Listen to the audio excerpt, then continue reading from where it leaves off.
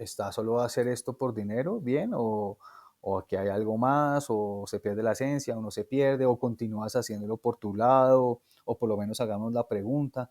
Como que sí hay muchas tensiones alrededor, pero lo que sí estoy seguro es que Bogotá sí es una ciudad captada por la pintada en la calle. No hay manera ya de salir de esto. O sea, esta ciudad ya nos pertenece.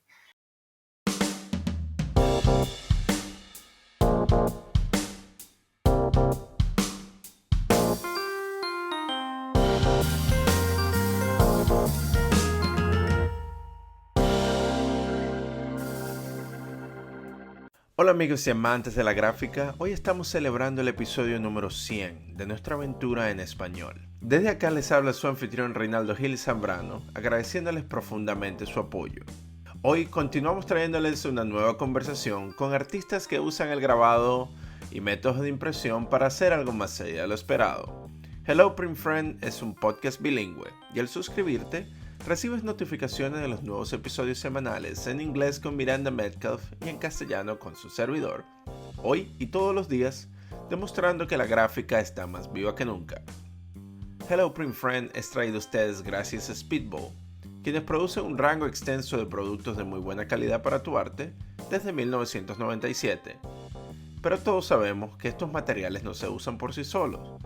Y es por eso que Speedball trabaja con un fantástico grupo de grabadores contemporáneos, quienes hacen un equipo de artistas de demostraciones. Artistas como Pavel Acevedo. Así que si quieres aprender unos trucos en estas técnicas y expandir y mejorar tu práctica, ve ya al canal de Speedball en YouTube para que veas cómo se hace. En el programa de hoy estaré conversando con Toxicómano, artista urbano colombiano, muralista y obrero de la gráfica rebelde con más de 20 años de experiencia que lo han convertido en todo un referente visual en Latinoamérica. Conversaremos sobre el arte callejero como una plataforma para el diálogo y provocación dentro del contexto de la rutina de la ciudad, la colaboración, la adrenalina y el uso de la repetición de imágenes fotográficas como un ejercicio del desarrollo de la fenomenología. Hablaremos sobre el uso del sticker, el stencil y la serigrafía como herramientas de transformación de imágenes cotidianas en la creación de iconos. Tóxico nos contará su experiencia en dos proyectos sumamente ambiciosos, los murales en la Biblioteca Nacional de Colombia y pintar un muro de más de 30 pisos en su ciudad natal. Así que sin más preámbulos, acompáñenme a Bogotá para una conversación con Toxicómano. Bueno, Tóxico, es un placer, de verdad un honor tenerte aquí dentro de la plataforma de Hello Print Friend. Hemos seguido tu trabajo por un tiempo y pues estamos muy emocionados de tener la oportunidad de conversar contigo y bueno, pero vamos a pasarle el micrófono a ti para que nos digas quién eres, de dónde eres y a qué te dedicas. Y empezamos. Ok, bueno, yo nací en Bogotá. Soy un tipo de lo más normal y corriente y me gusta pintar en la calle, básicamente. Así es. Entonces cuéntanos un poco sobre cómo fueron esos inicios, esa infancia en Bogotá y cómo llegaste tú a entrarte dentro del mundo del arte urbano. Bueno, crecí en un barrio, no sé cómo le digan en otros lados, pero aquí es como estrato medio, estrato 3, Ujú. eh, donde no había, digamos, muchas posibilidades como de ver opciones diferentes. Lo que había era, no sé, trabajar para un banco, para una empresa grande, un horario normal, una vida normal. Y de esa normalidad apareció tal vez en algún momento alguien cercano al punk y desde ahí como que me llamó la atención, me fui metiendo un poco en ese asunto y en realidad por el punk fue que conocí como lo que pues ahora llaman arte urbano, pero digamos que conocí el stencil, conocí como la gráfica rebelde, por decirlo así, y, y pues no me enrolé en la música y me terminé enrolando más por el lado gráfico, por decirlo así. Y mis inicios fueron, no sé, muy básicos de pintar una frase o un símbolo en la calle, obviamente a altas horas de la madrugada y alicoramiento, pero era como el estilo o lo que sentía en el momento, el desfogue que quería. y me parecía bien, lo disfruté bastante y poco a poco de esa actividad fui descubriendo mucho más, ¿no? De todo lo que sucedía en la calle alrededor, del graffiti, del impacto que tiene a la final también en las personas, en la calle, la importancia de los mensajes, la propiedad privada, la transgresión, la política, la sociología, no sé, la calle como que brinda un montón de posibilidades que ya cuando empiezas a trabajar ahí te das cuenta que hay todo un mundo, ¿no? Ujú, claro. ¿Qué fue lo que te llamó la atención del punk rock? En realidad en ese momento lo diferente, a la final estamos hablando de Bogotá en los años 90 y todavía las cosas eran muy, por decirlo, iguales. En realidad hoy en día hay un montón de punk en Bogotá y en toda Colombia. Y en ese momento seguro que también había bastante, pero todavía era muy poco. Me gustó el hacer la diferencia y me gustó la música, más allá que otras cosas, como que había algo de rabia que yo también sentía, como de frustración, que precisamente lo compartía como ese alarido, esa disonancia, esa energía, era como, hey, yo también quiero gritar, también estoy como incómodo acá, pero ¿qué puedo hacer? Era como esa la pregunta, ¿no? Y nada, me llamó la atención, también preciso me enrolé con amigos obviamente muy cercanos al punk y bueno, ahí fui conociendo bandas, aprendiendo, sigo aprendiendo en realidad en torno a todo eso y no, me sigue pareciendo una parte muy clave de la influencia de la final en lo que hago. Ujú. ¿Y qué crees tú que era esa rabia que tenías, esa incomodidad que tenías desde tu infancia? Creo que ahí el punto era que no se veía un futuro, no se veía nada más, no había nada claro. De hecho, es algo que ahora a veces hablo con amigos de ahora como alguien puede hacerse una carrera en el arte urbano, Mm, puede ya visualizarlo, puede ir a la tienda de la esquina a comprar pintura, meterse en un festival, pintar, descrestar a todos y continuar. Y en ese tiempo en realidad no sabíamos nada de eso, simplemente era disfrutar, pintar, aprender y como que en esa exploración y en esa deriva venía todo esto metido, ¿no? ujú, Y el punk, digamos, como que me ayudaba un montón en el asunto de callejear, de estar en contacto con otras personas, la que todavía creo que es una pequeña disidencia de las cosas. ujú. Wow. Y entonces en ese momento el arte urbano, como tú dices, se basaba más que todo en producir trabajo em, que interactuaba con la propiedad privada y se hacía a altas horas de la noche, ¿no? Esa era la Pues práctica. sí, me parecía muy visceral, me parecía muy sincero, en realidad, muy Ujú, desinteresado. De hecho, mucha gente empezaba a pintar, inclusive yo también, y no caíamos en cuenta ni siquiera de la firma. Después había que pensar en una firma, en un nombre que ponerse. Empezaron con un poco de las redes sociales a aparecer algunos grupos y claro, eso obviamente te dabas cuenta que no estaba solo en ello, ¿no? Que había todas unas cosas alrededor y ya la llegada a internet pues, te permitía buscar información más allá de tus cuadras. Pienso que en ese momento fue todo muy desenfadado, fue un poco peligroso también porque pues fue exacto a altas horas de la noche, la policía aquí todavía tenía un trato diferente con esto, o sea, había mucha más impunidad, digamos, pero pues era como la emoción del momento también, ¿no? Como que no importaba, y eso que eran cosas pequeñas, o sea, ahora los chicos son mucho más, los chicos y las chicas son mucho más atrevidos, ¿no? O sea, mucho más transgresores, pienso. Hay nuevos retos, pero me parece que la energía que sigue estando en la calle, en el ánimo, ya sea pictórico o de otra manera, de estar en la calle, me parece chévere. chévere. Y en ese momento, cuando tú empezaste tus primeros pasos dentro de este trabajo urbano, ¿tú trabajabas más que todo con el stencil ya o hacías carteles? ¿Qué tipo de medio utilizabas en ese momento? Eh, pues siempre he utilizado el stencil, siempre también hemos pintado frases, he utilizado carteles, stickers, en realidad como que cualquier soporte y trato como de volver a ellos de vez en cuando, ¿no? Todo va y viene. El cartel nuevamente tiene como un nuevo renacer, pienso. Eh, digamos que los eventos sociales que han habido en nuestros países últimamente han provocado esa explosión de gráfica contundente en forma de cartel, por decirlo así. Y eso le ha dado como un nuevo renacer. El grabado nuevamente, sé que en otros países siempre se ha mantenido, pero digamos que el grabado en Colombia está nuevamente expandiéndose y encontrando como nuevos nodos con las personas para asociarse y crear como otras cosas. Entonces eso me parece muy interesante.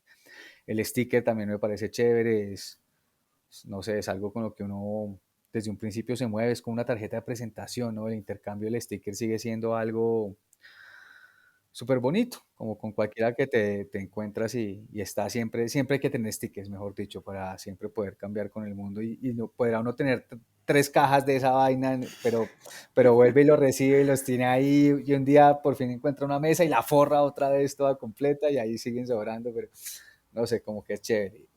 Y el stencil a la final es la técnica que más he desarrollado porque pues la asocio también mucho al punk.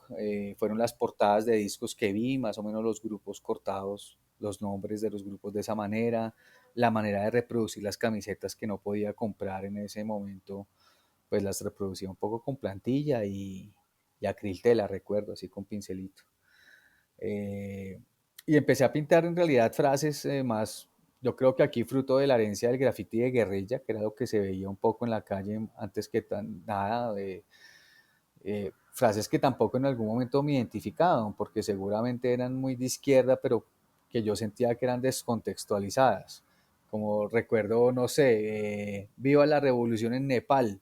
Y era como, no sé, en 1996, eso está jodido que todos sepamos dónde queda Nepal, pero entonces como que pensaba que sí sentía ese ánimo hey, la calle está para decir cosas y hacer cosas, pero pues este tipo de vainas nunca va a significar nada, ¿no? O sea, y en esa medida como que encontré el stencil y me pareció que era una manera de hacer algo fácil, sencillo y que me di cuenta que la gente le ponía atención y en la que además no estaba solo, había todavía una horda alrededor en realidad en Bogotá en ese momento. Mucha gente, fruto de la academia, fruto de internet o fruto de viajes, había visto el stencil, había visto grafiti en otro lado y lo estaba aplicando acá. Y era como cualquier cosa que se te ocurría, ¿no? Entonces, pues sí era chévere ir caminando y descubrir los stencils pequeñitos y como de cada cual.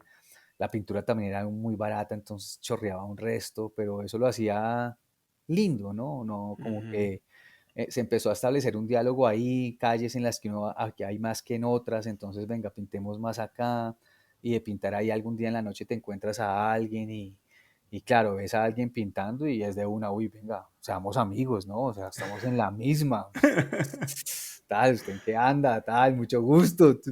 Entonces, Ujú. como que fue muy chévere, creo que todavía me sigue pareciendo, disfruto mucho pintar en la calle, así ya digan que ya todo es muy diferente y que las cosas se han vendido y que ya no tiene el mismo espíritu y bla, bla, bla. Lo que sea, pero sigo disfrutando resto estar en la calle y pintar con amigos, sea con permiso, sin permiso, un domingo, en la madrugada, lo que sea, pero hay algo ahí especial, ¿no? Como de conexión con esa vibra de la ciudad cuando haces eso y no sé, es chévere. Wow. Ah, sí, es increíble eso, porque lo hemos escuchado hemos tenido la oportunidad de conversar con El Playa, con Fungitivo, con Ajá. Stingfish, con Killjoy, artistas que utilizan la calle, ¿no? Como un medio de expresión, para Ujú. crear ese diálogo. Y sí, se ve ese punto en común de esa adrenalina, del utilizar ese formato que está siempre alrededor de nosotros, ¿no? Y modificarlo para poder crear una especie de impacto visual y reflexivo dentro de las personas que habitan en las calles, ¿no? Cuando van caminando a su trabajo y como romper esa norma de que simplemente estás caminando de un punto A a un punto B para ir a tu trabajo y llegas y ves una imagen, ¿no? Que te hace pensar en algo distinto o produce una especie de descontento a veces o de felicidad, ¿no? Entonces, sé que tienen ustedes ahí un poder bastante influenciable, influenciante dentro de lo que es la psique de la persona común. Y eso es Sí, sí, impresionante. creo Ujú, que a la final esto se contrapone a la publicidad precisamente en la invasión ujú, del espacio público y en la difusión de los mensajes. Cuando uno ya se pone a mirar en la calle, lo único que hay gratis es publicidad. Y el arte urbano es lo único que está en la calle y no vende nada a la final. O sea, solo hay un ánimo de compartir y debajo del ánimo de cada cual. O sea, no falta la persona que también quiere cambiar el mundo pintando las paredes, pero digamos que es válido. Hay quien declara el amor, hay quien declara la guerra, hay quien simplemente comparte una imagen bonita, alguien quiere desarrollar su talento artístico, alguien que quiere decir, no sé, tantas cosas. Pero sí me parece un espacio muy aprovechable y digamos que en un país donde la gente lee poco o se fija en poca información, la calle sigue siendo algo muy importante, ni siquiera en un país, en un mundo, porque ya la gente tampoco lee como antes, ni ve como antes, y todo es como lo que le entra. Y en la calle hay esa oportunidad, o sea, una sola persona se puede equiparar a toda una multinacional y desplegar una estrategia para que, hey, vean lo mío, me pongan atención, se fijen en mí. Eh, y de esa manera además me parece que se tejen redes, o sea, en un principio en Bogotá fue solo como pintar y me imagino que en todas las ciudades era solo pintar, pero después ya empiezan a tomar la fotografía, entonces la fotografía ya empieza a ser importante. Después alguien empieza a escribir al respecto y ya empieza a teorizarse un poco sobre ello y también me parece importante. Y así como que la red se va agrandando y pasa del que solo pinta al que toma la foto, al que hace el video, al que gestiona, al que es que escribe, al que hace crítica, al que hace un canal de difusión, al que hace un evento, al que hace, no sé, un montón de cosas. Y todo tiene como su origen y en el centro en esa acción. Y pues sí, me sigue pareciendo, sí, chévere, en realidad lo disfruto, sigo conociendo personas nuevas todo el tiempo gracias a esto. Y eso como que alimenta un montón la manera de percibir las cosas, ¿no? Como que te da una, o crees que te da una visión más amplia de cómo pasan las cosas en la calle, en la vida real, mejor dicho. ujú. Ah, sí, me encanta esa idea también de cómo existe todo un ecosistema, ¿no? Todas estas personas que van, que hacen diferentes medios, pero van en fin a una meta en común, que es el trabajar en junto para llevar un mensaje, ¿no? Para producir algo que es alternativo al bombardeo que tenemos todo el tiempo del advertisement, de la propaganda, ¿no? Que, de las grandes empresas. Pero mencionaste algo particular ahí.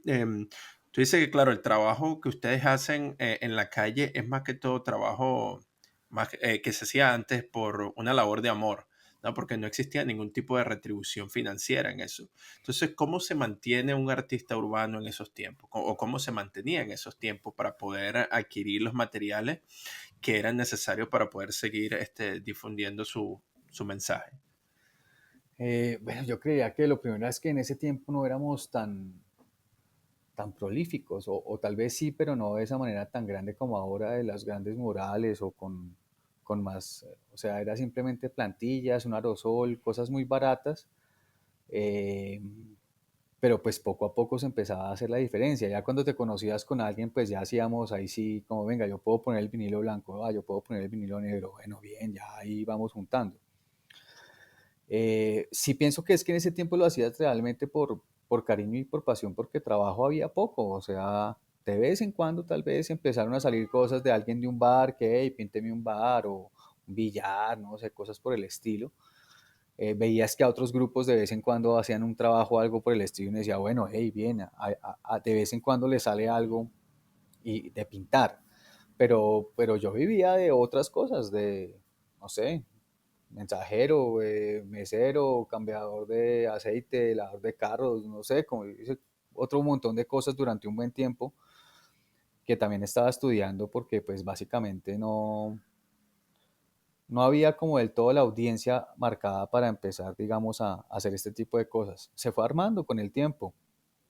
O digamos, en ese tiempo empiezas y jamás se piensas en hacer una serigrafía y en vender una serigrafía. Eso no está, no tiene, ni siquiera se aparece en la esquina. O sea, es otro punto. Hoy en día alguien piensa y dice, hey, este dibujo me quedó muy chévere, voy a ver si lo puedo imprimir en alguna técnica que haya, grabado, serigrafía, litografía, no sé qué, y mirar si me, si participo en algún evento que hay, en alguna cosa y lo muevo. En ese tiempo era como, no sé, como evento, no sé, o sea, sí, un evento y fuimos cinco, los cinco que nos conocemos y ya era otra cosa, ¿no? Claro. Eh, y es algo Ujú. que tal vez peleamos un poco de cuando ya la cosa empieza a funcionar, que se olvide de hacer eso, porque a la final, pues, hombre, eso es lo bonito, o sea, ese fue el impulso que nos trajo hasta acá. Es como lo mínimo que hay que hacer. Entonces, sí, la premisa es que no se olvide, ¿no? Que cada vez que uno pueda vuelve y pinta con la plata de uno, sin necesidad de que sea ni patrocinado, ni un trabajo, ni nada, sino que sea por el gusto de hacerlo y que se note, y además esa energía se nota en la calle, esa presencia se nota diferente cuando es algo que te mandan a cuando es algo que te gusta.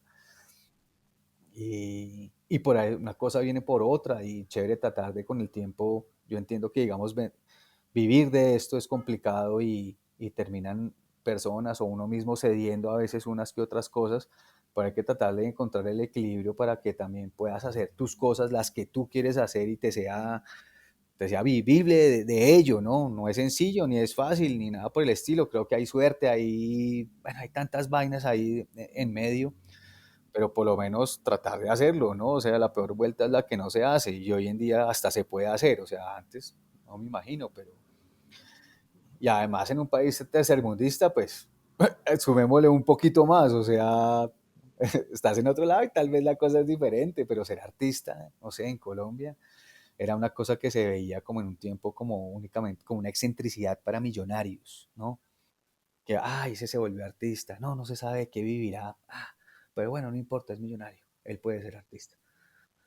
Es que no, sí, y por eso uno mismo tampoco a veces ni encuentra la palabra con la que describirse a sí mismo, porque ni grafitero es del todo, porque pues también le tengo un respeto a la palabra graffiti, a la acción como hay. Muchas veces uno hace muchas cosas es con permiso, patrocinado, bueno, hay de todo, concertado.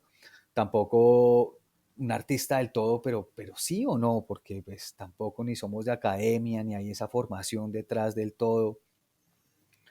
Eh, Todavía no encuentro realmente algo que lo defina del todo y eso también me parece chévere. Usamos mil etiquetas y cada uno molesta con la otra y que está así, que está no y que está más o menos y que el post graffiti, lo que sea, pero en realidad es pintar en la calle y disfrutar del proceso y no sé, como que ahí de esa misma manera construir y destruir. Es algo que Ujú. se va dando con el tiempo y ya está. Wow.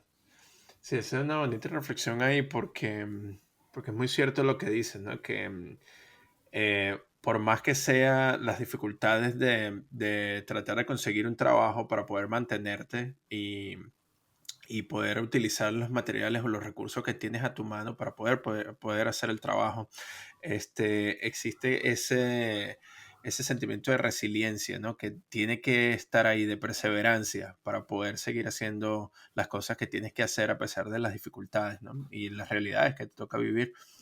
Y sentirse libre, qué pena que te interrumpa, y No, no, sentirse libre. sigue. Me Sí, parece que exacto. eso es súper clave en el asunto, o sea, sentirse libre cada vez que haces algo porque quieres, como que se renueva uno de, hey, sí, genial, este mundo está horrible, pero bueno, hoy no fue tanto, listo, y ya estuvo. Sí, no, sí, me encanta eso porque también tienes razón lo que tú dices. Cuando uno ve una comisión de un mural, por más que la técnica sea increíble, no tiene esa misma esencia de algo que se ha hecho por sudor y lágrimas, ¿no? Sí Mm. se nota esa calidad y esa alma, ¿no? Que se le ha puesto en el trabajo. Y bueno, yo creo que tienes mucha razón en eso. mencionaste también la fotografía como algo que estaba creciendo durante tus inicios, ¿no? Eh, Notamos que existen algunos tipos de iconografías, ¿no? Que utilizas bastante, o algunos rostros dentro de Ujú. tu trabajo, sobre todo el ponqueto, o tienes al niño riéndose. Esos son, ¿cómo llegas tú a esas referencias? Y más o menos, ¿qué significa para ti el uso repetitivo de estos rostros? Bueno, la imagen del punk es un amigo mío. Ya son fotos de hace mucho tiempo que le tomé.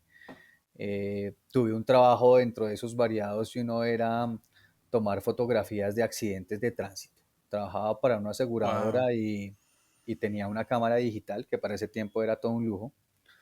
Y cada vez que habían una estrellada, me ponían un beeper Para ver cuándo te con iba, la, sí. con la dirección y yo iba a la dirección a tomar las fotografías. Entonces, como que los fines de semana me quedaba con la cámara y bueno, aprovechaba para tomar este tipo de fotografías, ¿no? O sea, en ese momento era supremamente veloz porque el proceso que teníamos de antes era totalmente análogo. Tomar la fotografía con la cámara reflex, esperar a que se gastaran todas las fotos del rollo, ir a mandarlo a hacer el contacto y ahí decidir cuál sí quiere o no ampliar. Y como que había todo un proceso súper largo. Y con esta cámara digital era de conectar a tu pedazo de computador y ¡pum! Allá estaba la foto y era como, uy, wow. Entonces, pues empezamos a molestar los fines de semana que yo me quedaba con la cámara y que no había trabajo.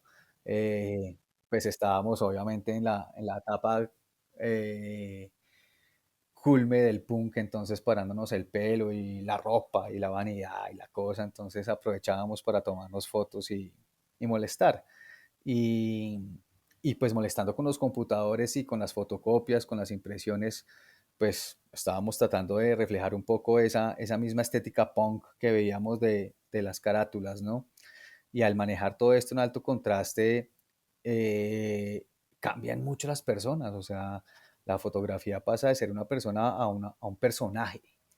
Y entonces lo pasaba con nuestros mismos cercanos, o sea, la foto, nos tomamos varias fotos, pero este que tomamos dijimos, venga, este sí que se ve, o sea, este parece, no sé, se ve súper extraño, tiene algo ahí la imagen, tiene una magia especial.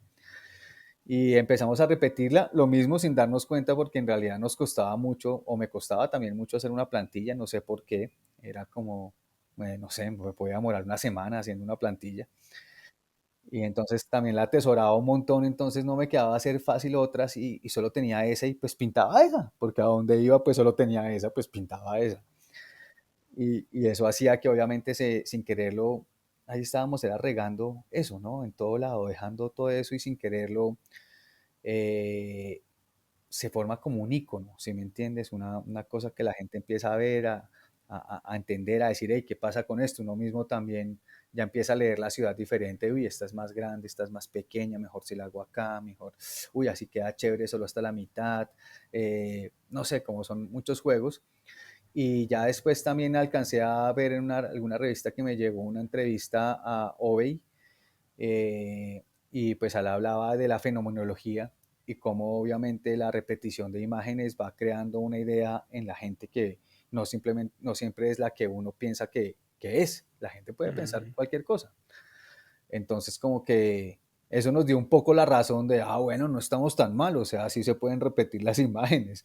ujú. Eh, y sí intentamos un poco retomarlas, volverlas a hacer, hacerles algo diferente, porque me parece que sigue siendo tal vez como las canciones de un grupo. Hay canciones que sacas y te gustan y pues en el otro concierto ya sacaste nuevas, pero quieres volver a tocar esa canción que Claro, siempre esos te son los gusta. clásicos, Sí, sí. son los clásicos, no sé, tienen otra Ujú, energía, lo mismo. Al principio, después ujú, grabas en el mejor estudio, y ya te hacen promoción de la vaina, pero esa primera maqueta que suena horrible es el mejor disco de todos los grupos. ujú. Entonces, como Sí, que me gusta repetir las imágenes un poco. sí, no, claro, y ahorita que mencionas sobre Obey, sobre Shepard Fairey, ¿no? Con la imagen del gigante Andrés. Sí, Ujú, es interesante ver cómo la gente empieza a hacer esas conexiones, ¿no? Y nosotros estuvimos en Bogotá por 2 semanas recientemente, y caminando por la calle vimos tu imagen por todos lados y ya cuando uno la reconoce es como mucho más fácil de identificarla. Tú estás caminando y como que ves, ah no, ahí está el ponquete otra vez. Está como que en tu imagen, en tu visión periférica, vas caminando y como que lo notas sin ni siquiera prestarle atención, ¿no? Sí, ya se Y vuelve ya, fenomenología, tal cual, mala exacto, sí, crítica. exacto, y se vuelve como un juego también, ¿no? Porque incluso mis papás, que nos fuimos a visitar allá, ellos también lo veían, ah, mira, ahí está el tóxico, ¿no? Y era como, ahí está el Stingfish. Y Sí, así sí, íbamos poco claro, a poco dándonos cuenta y como que descubriendo también la ciudad. Entonces, sí, eso sí, eso es muy lindo. es como un camino de señales, exacto. Es como, Exactamente. Ujú, exactamente. Y eso como que te llevaba luego a murales un poco más grandes, ¿no? Porque ibas caminando y veías una pieza mucho más grande, ¿no? Y hablando de murales grandes y de escala, porque tú estás hablando de stickers, empezaste con stickers, con cortando stencils que estaban en una escala un poco más pequeña, ¿no? Y accesible, que te lleva un montón de tiempo trabajar. Pero háblame de cómo empiezas tú a hacer trabajo a gran escala. bueno, ¿cómo habrá sido? Creo que lo primero fue pasar del formato tamaño carta, que era lo que Ujú, más o menos hacíamos, porque al principio los stenciles los hacíamos en las radiografías. ujú. Y claro, yo tenía, mis papás eran bien viejos, entonces cada rato iban al médico y tenían un montón de radiografías. Entonces, pero sé que esa radiografía cortarla es duro, Sí, es. pero también la cortas y eso queda para siempre. O sea, todavía Sí. tengo plantillas de esas de hace, no sé, 20 y pico de años, ahí las tengo como nuevas, o sea, Ujú. no les pasa nada. Y pasó que, claro, quieres hacer cosas más grandes y ya pegar hartas radiografías ya empieza a ser complicado, ¿no? Entonces fue como, venga, ¿no? Consigamos una superficie más grande y el pedazo más grande aquí de papel que se vende es pliego, que son 100 por 70 centímetros. Eh, y bueno, en ese formato entonces ya el papel no tiene la misma dureza, sino fue en ese momento escogimos cartón cartulina, que es como nos parecía que era lo más parecido a la radiografía en cuanto a lo grueso, pero cortarlo también es un poquito complicado y almacenarlo, sobre todo llevarlo es complicado porque al enroscarlo como que pierde la forma plana, o sea, es complicado. Pero empezamos así, empezamos haciendo primero de pliego y claro, cuando hicimos un stencil de tamaño pliego, nos sentíamos Dios, o sea, hoy en día tú ves un stencil tamaño pliego y es como, nada, en ese tiempo fue como, ¡guau! Y yo creo que Claro. varias personas también que estaban alrededor también fueron como, ¡ay! Echaron un pliego, increíble. Y ya de ahí pues nos dimos cuenta que básicamente el asunto, si no hay papel más grande, pues es pegar de estos pedazos y ya está. Entonces empieza lo que es el stencil a dividirlo como en cuadrícula, pues y empatar y componer la imagen. Es lo que sigo haciendo hasta el momento de hoy. Dividirlo en pedazos, enumerarlas y poderlas poner en orden para que obviamente vayan quedando organizaditas del tamaño que quiera. Entonces estos murales grandes son ese mismo espacio, o sea, hay murales de 900 pedazos de esos. Hoy en día pues ya también hay otras técnicas más sencillas, se puede proyectar, digamos, de alguna manera para hacer ciertas marcas. Eh, También el stencil ha cambiado, realmente digamos que el corte láser eh, está muy presente ahora. Yo mismo ya hago muchas cosas en láser y me parece que ahí empiezan a jugar tienen que empezar a jugar otras posibilidades, ¿no?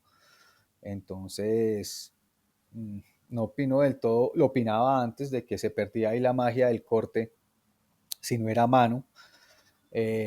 Y yo mismo pensaba así, pero con el tiempo como que he ido cambiando. A la final, la tecnología para bien o para mal está presente y no falta, no sé, me imagino que alguien cuando alguien hizo la bicicleta le dio mal genio y que la bicicleta era de Satán, pero pues no, hombre, o sea, acorta las distancias, está Exacto. bien, Es es una una herramienta. Y herramienta. de paso ya tú te comiste las verdes cortando stenciles por unas dos Claro, semanas. claro, O ah, sea, no, y tu cuerpo también ya no tiene 18 años. O sea, Claro, Eh, es lo mismo, ¿no? Y duré mucho sí, tiempo, no sé, 15 más de 15 años cortando las plantillas a mano, ya era justo de venga, tal, ya, sí. ya me están doliendo las manos. Sí, bueno, yo sé que existe esa, en el grabado también se habla mucho de eso, ¿no? De que hay sectores que son puristas, ¿no? Que dicen, no, que el uso de CNC routers o de los cortadores de láser y todas esas cuestiones, eso quita la esencia, pero en realidad es otra herramienta y crea otro tipo de marca. Al Sí, final, sí, es algo diferente, de todas sí, formas, de alguna es manera. O sea, distinto. y lo otro será valorado también por ser a mano, seguramente que mantendrá su valoración tal y como la mantiene. Ujú, Eh, a la final también no es el discurso, el que cambia no es el discurso, sino simplemente como la manera de hacer las cosas. por supuesto, exacto. Sí, el mensaje sigue siendo, sigue teniendo la misma esencia. Pero cuando estábamos caminando por Bogotá, que vimos muchos de tus trabajos, hubo dos que nos llamaron muchísimo la atención. El primero es el edificio ese altísimo que está, se llama Bacatá. ¿Es que se llama? Se llama Torre Barcelona. La Torre Barcelona, sí, el que es gris, que es Ujú. inmenso, inmenso, Sí, que sí, es sí. una pieza vertical. Cuéntanos Ujú. un poco sobre ese trabajo. Bueno, ese trabajo lo hicimos en conjunto con DJ Lu, con Juega Siempre, y también nos asistió Rito, que fue también, es un fotógrafo y digamos que a partir de dos fotografías de él, yo hice mis stenciles. Ese fue un trabajo encargado, en realidad. El dueño del edificio, por así decirlo, quería una imagen a blanco y negro. No quería que fuera color, quería que fuera blanco y negro. Y nos dijo que, pues, que se nos ocurría, pero claro, como, como es tan angosto el espacio, nosotros pensamos con DJ Luen, venga, hagamos algo lo más grande que se pueda, como impactante, que se vea de lejos, porque al final, ahí en esa distancia que tiene ahí pegado frente al muro, son muy pocas personas las que la van a ver y de lejos, si no es algo muy grande, no se va a notar. Decidimos hacer esos cuatro rostros que representan como cuatro diferentes regiones de Colombia de alguna manera. Y pues el trabajo sí fue un reto a la final hacerlo porque tiene 30 pisos y ya en el piso 30 ya pintar ya se convierte en otra cuestión, ¿no? O sea, no dejan de dar nervios, el asunto de la seguridad es muy importante, dejas caer algo de ahí arriba y te vas cargando a alguien fácilmente. Eh, Tuvimos, obviamente siempre con esas herramientas, siempre hay impases o cosas defectuosas o algo. Y recuerdo que el primer día nos subimos al piso 28 y se fue la luz y nos quedamos ahí. ¿Cómo? Y se quedaron pegados ahí arriba. Claro, y no podíamos hacer nada y llamábamos a una persona que era encargada del asunto y lo veíamos, allá abajo lo veíamos comiendo empanada y tomando gaseosa. Y nosotros, maldito, ay, qué peste. Y el man ahí feliz y no podíamos hacer nada. Y no sabíamos qué había pasado, si se había dañado o no. Bueno, hasta que por fin nos puso atención y nos dijo, no, que fue un corte de luz, ya ahorita se va a arreglar. Pero claro, estábamos pensando cómo nos íbamos a bajar de ahí. O sea, estábamos por fuera del edificio, el edificio estaba en obra negra. Era complicado. Fue to- fue- Se convierte en un reto más por el asunto de, como ese tipo de cosas, ¿sí me entiendes? La canasta metálica, el uso del arnés, la pericia, que a la final hay que tener también para estar ahí montado, con el viento, con la pintura, con el movimiento del andamio, no sé, como todo en conjunto. Pero no, lo disfrutamos. Ah, ¿cuántos se echaron ahí? Nos echamos como 15 días y fue chistoso porque pintamos 14 días y nos quedó faltando el último y llegó la pandemia y el Coño. cierre total del asunto y hasta 3 o 4 meses después pudimos ir a hacer el último día que faltaba Co- y ya, y ya. Entonces fue extraño ese otro punto. Después de pensar que ya lo habíamos terminado los 4 meses, venga, otra vez nos tenemos que subir. Solo Ujú. para hacer esto, ya, listo, terminado. No, sí, porque es que a veces, claro, Cuando uno ve las piezas, ¿no? Sobre todo cuando se habla de graffiti, uno de los atractivos es las localidades, ¿no? Cómo Ujú. los artistas se montan en unos lugares que uno nunca sabe ni se da cuenta cómo lo hicieron, si no sé si esa gente es familia de Spider-Man o qué es lo que hacen, pero se trepan en estos sitios y hacen las piezas, ¿no? Y en el caso de este mural que ustedes hicieron, o sea, es impresionante la escala, ¿no? Porque son 30 Sí, pisos sí. y el hecho que lo hicieron ustedes en stencil, o sea, ¿lo hiciste más que todo con láser o lo cortaron todo a mano o cómo? Se fue cortado, creo que se fue cortado a mano, porque lo que sucede es que cuando es más grande, la imagen es demasiado grande, es mucho más sencillo cortarlo a mano, porque Claro, en pues sí. realidad cada Ujú, mancha no es de detalle, o sea, puede tener un margen de error grande y es mucho más rápido. Creo que el problema ahí se convierte más en la organización de esos pliegos, en acomodarlos, en tenerlos cuadrados, en esta línea va aquí, esta línea va allá, no sé, como en hacer el razonamiento abstracto, que hasta tiempo después entendí que eso era razonamiento abstracto, de ordenar estas piezas y tenerlas en cuenta de cómo van organizadas, ¿no? Ahí se convierte un poco más el reto de eso. Y en el momento ahí, pues con el viento, la pegada del stencil a la pared, o sea, hace demasiado viento y se mueve muchísimo el andamio. Entonces, estás incómodo y haces bastante esfuerzo. Eso sí, se bajaba uno, la jornada laboral sí se baja uno pues cansadísimo porque estás haciendo fuerza en los brazos, en el tronco, en las piernas, porque es todo el tiempo como surfeando. Eso ujú. se mueve de un lado para otro, tienes que estar haciendo fuerza, pero bueno, a la final Sí. también no faltaban las risas, entonces, Me imagino, sí. claro, eso era todo el tiempo ahí en realidad riendo y pintando. Nada, qué bien. Bueno, yo creo que le podríamos agregar esa lista de adjetivos, ¿no? Que estás tratando de buscar para definirte, el de atleta de alto rendimiento, porque definitivamente, o acróbata. Claro, claro. La segunda pieza que me gustaría que comentáramos es sobre la Biblioteca Nacional. Ujú. O sea, cuéntanos qué significa para ti el tener una pieza dentro de esa institución tan importante. Bueno, en ese momento había una convocatoria para darle una nueva mirada al bicentenario de independencia de Colombia. Y bajo eso había una figura que era la de Antonio Nariño, que fue como un precursor de la independencia aquí en Colombia y que fue conocido sobre todo por la traducción de los derechos humanos del francés al español. Algo que en realidad sigo considerando muy importante, ¿no?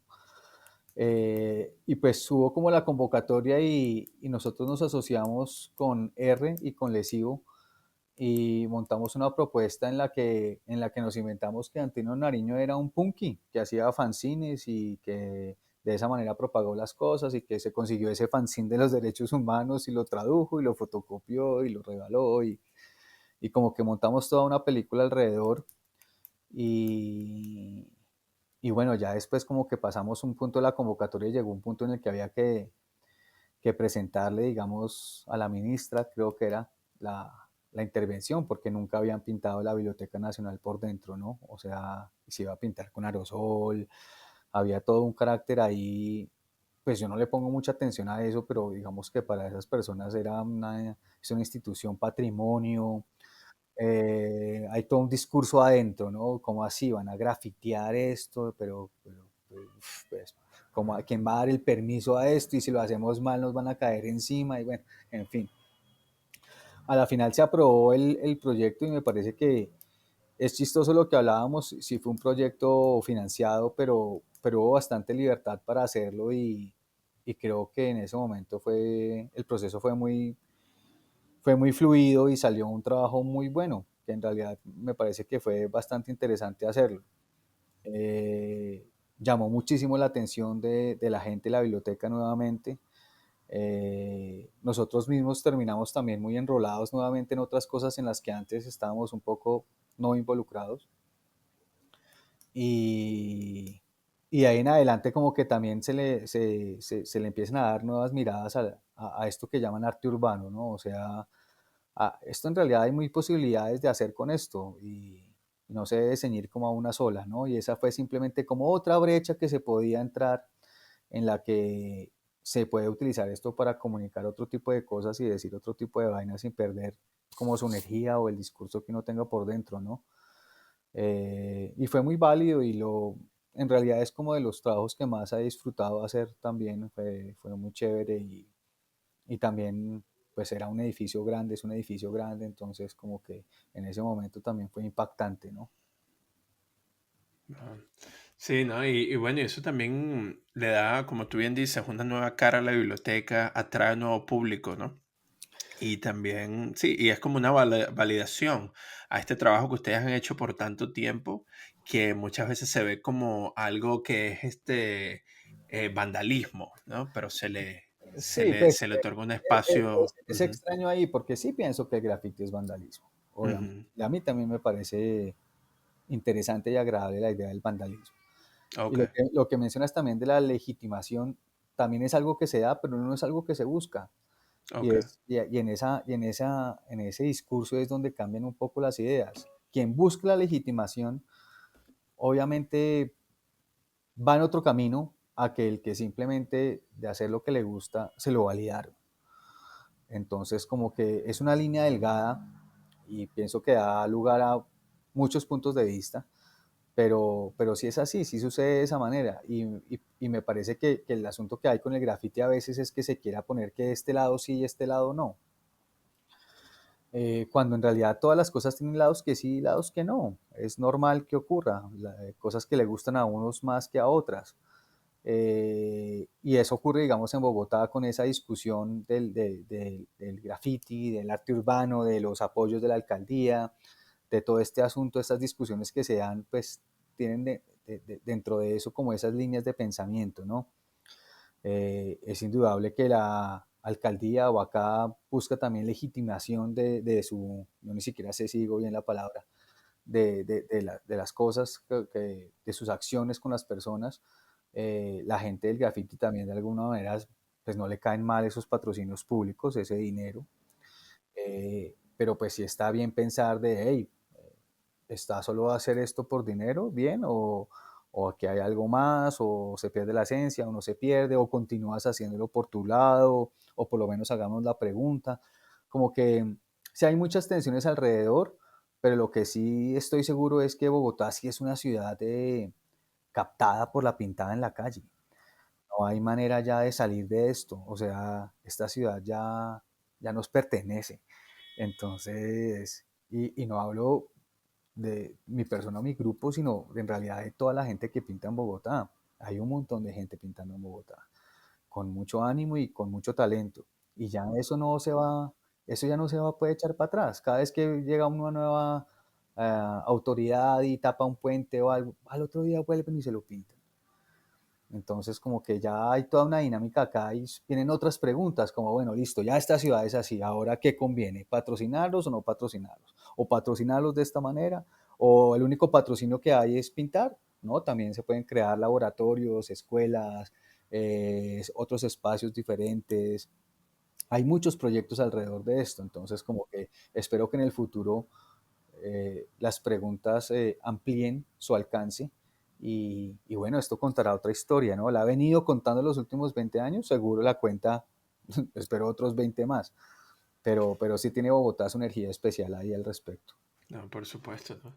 Y en el caso de eso, esas nuevas alternativas o ese diálogo que busca la autoridad con respecto a esa identidad que tiene la ciudad y esa resistencia que tiene la ciudad, ¿existe una especie de conversación entre ambos bandos para poder establecer un apoyo hacia los recursos que necesitan los artistas urbanos para poder seguir creciendo? Por lo menos lo que tú estabas describiendo, la creación de proyectos, de talleres, de lugares donde se puedan pasar todo este conocimiento que ustedes han estado eh, desarrollando por más de 20 años a las siguientes generaciones.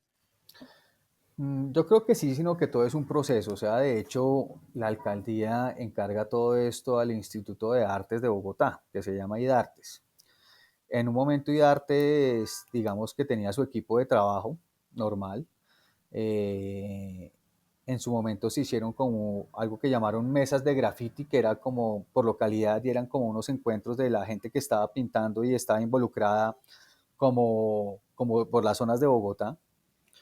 Eh, y en el momento lo que ahora veo es que hay mucha gente involucrada del graffiti ya metida en IARTES, trabajando y haciendo estos proyectos. Y entonces de ahí vienen otras tensiones, porque nadie está contento con nada, ¿no? Entonces como que para algunos las decisiones que han hecho son buenas y para otros no son tanto. Y son gente que está metida en el graffiti de alguna manera. Lo que yo creería es que pues no se puede quedar bien con todo el mundo, ni se puede avanzar automáticamente todo de una buena manera. En este momento creo que hicieron unos proyectos muy grandes de pinturas debajo de unos puentes que creo yo Ujú, que no sí, era el mejor nosotros lo espacio vimos. para hacerlo. O Mm. sea, no es tan mal, pero pues ahí, eso ya estaba pintado, por ejemplo, entonces como que no tenía sentido que fueran y lo pintaran otra vez. Básicamente ya estaba pintado. Eh, Creo que también fue un poco de derroche de dinero al respecto. Ahí se nota, digamos, la postura que tiene tal vez este instituto respecto a esto. Seguramente le tienen un ojo muy bien echado como industria cultural, lo cual también me parece interesante. Pero también obviamente ahí están buscando réditos políticos, ¿no? El graffiti es una buena manera de mostrar todo esto lo pintamos, todo esto lo renovamos, todo esto lo embellecimos, 10.000 litros de pintura, no sé cuántas personas involucradas, esos datos, esas cifras como que les sirven para engrosar a los políticos sus posiciones, ¿no? Pero pensaría que es un proceso, que ahorita se hizo eso y que todo el mundo se hizo preguntas alrededor y espero que en los años que vienen los proyectos o se diversifiquen o se intensifiquen o se especifiquen más y realmente se pueda seguir avanzando en construir cosas diferentes a las que se han hecho en otras ciudades, porque al final sí me parece que eso está pasando un poco en Bogotá. No en todas las ciudades la alcaldía empieza a dar dinero para pintar ese tipo de cosas. O sea, aquí se ha dado de alguna manera y se ha venido dando durante los últimos 20 años, cada vez más. La pregunta es, ¿qué tan beneficioso es para todos? ¿Hasta cuándo será? ¿Qué hay de profundo en todas esas expresiones? Y bueno, eso se vendrá desilvanando, espero, en los años siguientes. Excelente. Pues eso me parece una muy buena nota como para cerrar nuestra conversación de hoy. Y bueno, agradecidos por el tiempo y el espacio. Em, Recibo un muy fuerte abrazo desde acá, desde Hello Print Friend, con mucha admiración al trabajo que estás haciendo por más de 20 años. Y bueno, nos gustaría que nos comentaras para ya así concluir. Ya, disculpa. No, no Ese es te mi hijo que preocupes. mi hijo está desayunando. Claro, todo el mundo tiene derecho a expresarse. Exacto, así es. Así es. Bueno, y quería preguntarte si podías compartir algo que tú ves a futuro, una visión de futuro que tú quieres para la ciudad y para lo que es el arte urbano, lo que se viene y lo que tú esperas en lo que se pueda convertir. Mm, Bueno, está muy complicado eso porque lo que he aprendido de los últimos años es todo sobre la marcha. Todo se va formando, como que no lo ves venir, sino que se va formando. Yo pensaría en este momento que ya es hora de que se necesitan como otros medios de difusión vinculados a la calle, que no sea la calle en sí. Es decir, tal vez más publicaciones, más autopublicaciones como fanzines, tal vez otros canales más audiovisuales, por decirlo así. La gente conoce mucho, es muy partícipe del graffiti en la ciudad porque lo ve todo el tiempo, pero no sabe muy bien quién está detrás de ello y todas las intenciones que hay alrededor. Eh, y todo el mundo se reclama para sí como la extrema autoridad sobre ello. Y pues es complicado, en realidad en estos momentos hay tantas cosas tan diferentes y tan diversas que es complicado meter todo en un solo saco. Pero pienso que se necesita como un poco eso de difusión para hacernos preguntas más grandes. O sea, estuvo muy bien hasta ahora, a la final resultamos sin quererlo ser una fotocopia de expresiones de otros lados, de alguna manera, y no se trata de que ahora pintemos indígenas o hagamos cosas ancestrales, pero sí debemos encontrar, o por lo menos hacernos las preguntas bajo de hacia dónde nos lleva nuestra expresión, qué tan importante es todo esto. De hecho, los últimos acontecimientos políticos y sociales del país, pues las cosas se transformaron bastante, el trabajo en equipo se hizo mucho más partícipe, se le bajó un poco al ego, eh, pero bueno, cada vez vienen más y más preguntas, más y más discursos y me parece chévere como empezar a organizarlo un poco mejor, ¿no? Como a hacer realmente un archivo. Es algo que si uno no lo guarda, si uno no lo tiene así presente, simplemente se olvida, hacer esa memoria, ¿no? De alguna manera. Eh, y hay muchos tipos de memoria, entonces como que nos hace falta tal vez un poco ahondar en eso y que la gente que viene atrás, que ya viene con muchas cosas aprendidas, también pues pueda ver esto un poco más en profundo, que a la final pintar en la calle es mucho más que pintar en la calle. O sea, es algo extraño, pero es mucho más, va mucho más allá. Y es, no sé, chévere que se tenga en mente. Excelente. Bueno, muchísimas gracias, Tóxico, No, una vez súper más Reinaldo, genial. por darnos esta oportunidad y bueno, esperemos que nuestra plataforma sea otro archivo para lo que tú estás diciendo, ¿no? De recolectar un poco más de la historia de esta evolución del trabajo urbano dentro de la ciudad de Bogotá y a nivel de Latinoamérica también. Muchísimas gracias. Dale, súper Reinaldo, genial. Gracias por la invitación. Casi no lo logramos, pero bueno, se logró. Se logró. Bueno, genial, brother. Que estés bien. Bueno, este ha sido nuestro episodio del día. Acompáñanos la siguiente semana, donde estaremos conversando con otro invitado especial. Este episodio fue escrito y editado por mí, Reinaldo Gil Zambrano, producido por Miranda Metcalf y música de Joshua Weber. Mil gracias y hasta la próxima.